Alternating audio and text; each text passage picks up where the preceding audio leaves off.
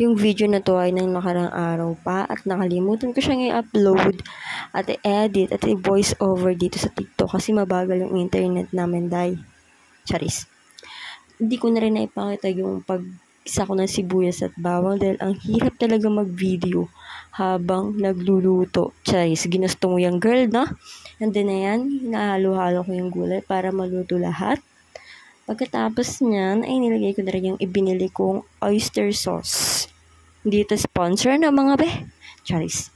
Nilagay ko at binuhos ko ito. And then, sinimot ko para walang sayang.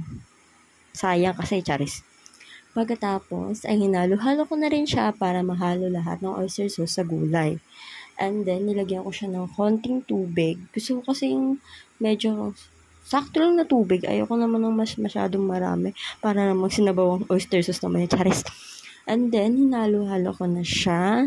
And then, parang nilagay ko na rin yung mga seasoning. Hindi ko na talaga na ipakita yung pagbibideo ng paglagay ko ng mga paminta or kung anik-anik. Kasi, ang hirap talaga mag-video habang nagluluto, habang naglalagay ng mga seasoning. And then, pinakuluan ko na rin siya. Parang na-half cook ata yung luto ko. Hindi ko malaman. Bahala na dyan, charis. And then, ganyan na nga yung nangyari. And then, parang tapos na ata. Ewan ko, charis. Okay na to. Bye!